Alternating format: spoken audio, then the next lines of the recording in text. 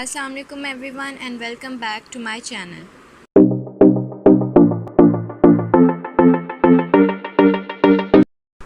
तो आज की वीडियो हमारे पास इस्लामियात के पेपर के बारे में है। I have a lot of questions in the thumbnail जो आप खुद भी देख सकते हैं। इन क्वेश्चंस को रिप्लाई भी करेंगे। इसके अलावा हम पेपर पैटर्न की भी बात करेंगे। So this is the paper pattern for class 9th and 10th इस्लामियात।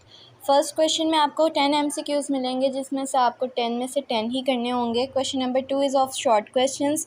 9 questions will be given, जिसमें से आपने 6 करना है। ये आयात में से होंगे। इसके बाद क्वेश्चन नंबर 3 है जो शॉर्ट क्वेश्चंस का है, इसमें भी सेम 6 आउट ऑफ 9 करने हैं। ये अहादीस और असबाक में से होंगे। क्वेश्चन नंबर 4 आयात आएंगी, आपको 3 आएंगी जिसमें से 2 करनी है। 9th को सूरह अनफाल में से आएंगी और 10th को सूरह अहज़ाब और सूरह मुम्तहना से। उसके बाद क्लास 9th को फर्स्ट 10 अहादीस में से एक हदीस आएगी, एक ही आएगी और एक ही करनी है। इसी तरह 10th को नेक्स्ट 10 में से आएगी। Last question is very important क्योंकि ये 5 नंबर का होता है। इसमें क्लास 9 को फर्स्ट 4 चैप्टर्स यानी मौज़ूआती मुतालिया में से 2 लॉन्ग क्वेश्चंस आएंगे, जिसमें से उन्होंने एक करना है, और 10th को लास्ट 5 चैप्टर्स में से आएंगे। आप इस पिक्चर का स्क्रीनशॉट ले सकते हैं। Now let me show you my own papers. ये मेरा अकेडमी का फुल बुक पेपर है। इसमें भी मैं 50 आउट ऑफ 50 आए।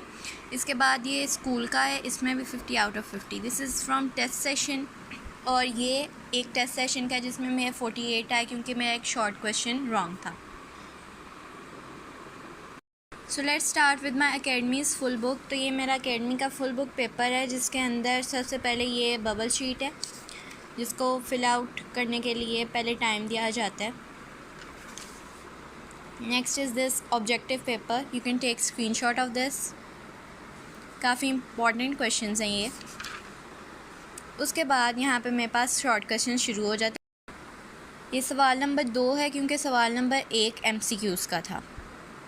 इसमें 6 पार्ट्स करने होते हैं, तो मैंने 7 किए as an extra question.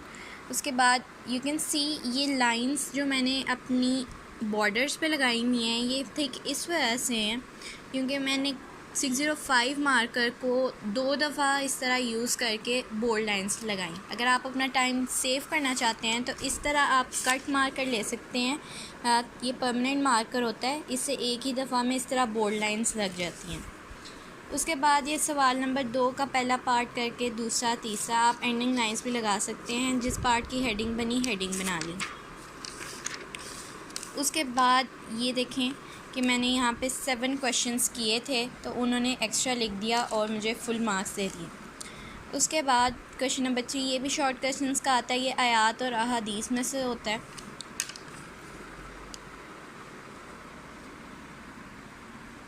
You can see कि यहाँ पे भी मैंने एक एक्स्ट्रा किया था, तो उसको उन्होंने एक्स्ट्रा मार्क करते हुए बाकी के नंबर दे दिए। अब जो क्वेश्चन नंबर 4 होता है वो आयात का होता है। इसमें आपको 3 आयात आती हैं, जिसमें से आपको 2 करनी होती हैं। 2 आयात आपको सूरह अहज़ाब में से आती हैं, ये 10th की बात कर रही हूँ, और एक आयत आपको सूरह मुम्तहना में से आती है। 9th के लिए सिर्फ़ एक ही सूरह है, वो है सूरह अनफाल।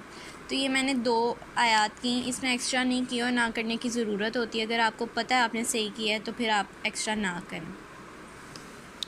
नेक्स्ट क्वेश्चन हदीस का होता है। आप हदीस की हेडिंग भी दे सकते हैं शुरू में, ताकि एग्जामिनर को पता चले कि हदीस की है। उसके बाद तर्जुमे की हेडिंग, नफ्स मज़मून लिखा कि ये किस बारे में हदीस है। उसके बाद मैंने खुद से ये हदीस लिखी हुई है, हेडिंग खुद ही बनाई है। जहाद से मुतल्लिक थी, तो मैंने मौज़ूआती मुतालिया में से कुछ हेडिंग्स निकाल ली।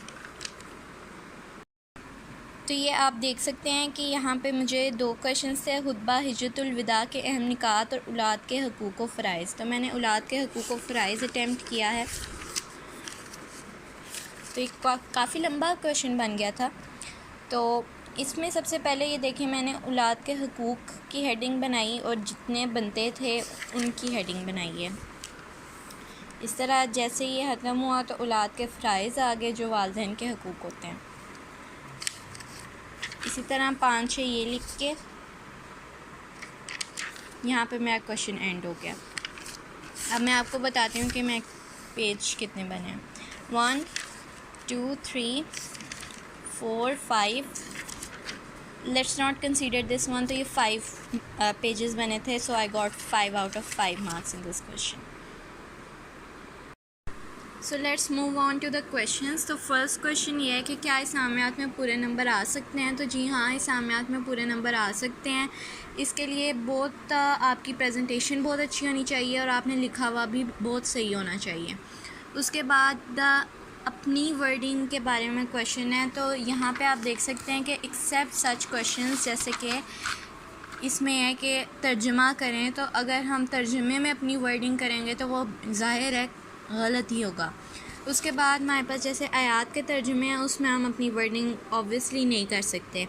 हदीस का तर्जुमा करने में अपनी वर्डिंग नहीं कर सकते, बट जो तशरीह है वो अपनी वर्डिंग में कर सकते हैं। जैसे आप ये में पेपर देख सकते हैं, इसमें मैंने सिर्फ बुक से आइडिया लिया हुआ है, हेडिंग मैंने खुद बनाई हुई है और वर्डिंग भी अपनी इस्तेमाल की हुई है। नेक्स्ट क्वेश्चन है कि इस्लामियात का पेपर कैसे चेक होता है?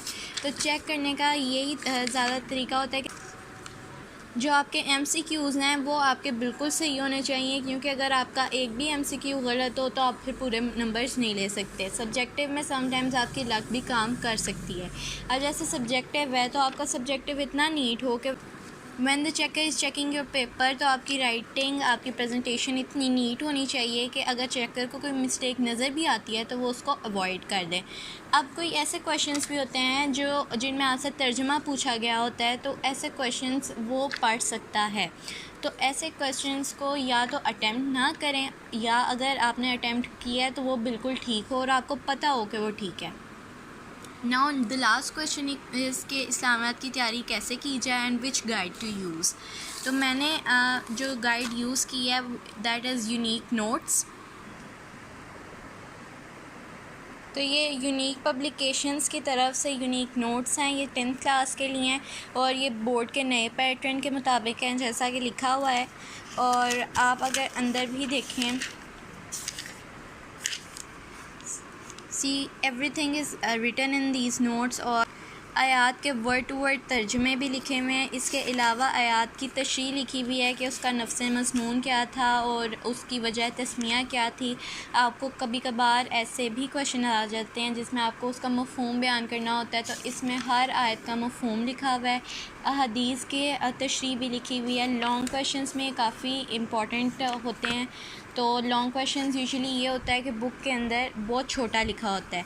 So for that you can use such notes. In notes से ज़्यादातर आप क्या कर सकते हो कि आप हेडिंग्स देख सकते हो और एक दफ़ा इसको पढ़ सकते हो ताकि आपको आइडिया हो जाए कि क्या लिखा हुआ है। बुक वाला आप सारा लिखो, अगर आपकी लेंथ कंप्लीट नहीं होती तो आप इनमें से देखो कि इधर क्या लिखा हुआ है और जो बुक में नहीं लिखा हुआ, जो आपको अप्रोप्रिएट लगता है आप वो करो। आपके लॉन्ग का जो लेंथ है that should be at least 4 pages, 4 to 5 maximum. 4 should be minimum and 5 should be maximum. इसके अलावा जो हदीस है, हदीस शुड बी ऑफ 1.5 पेज, क्योंकि 2 नंबर का तर्जुमा होता है और 1 नंबर की तशरीह होती है, तो उसको इतना लॉन्ग नहीं करना ताकि आपका टाइम वेस्ट ना हो। इसके अलावा इस बुक से मैंने उस तरह लॉन्ग क्वेश्चंस रटे नहीं हैं, जस्ट हेडिंग्स देखी हैं।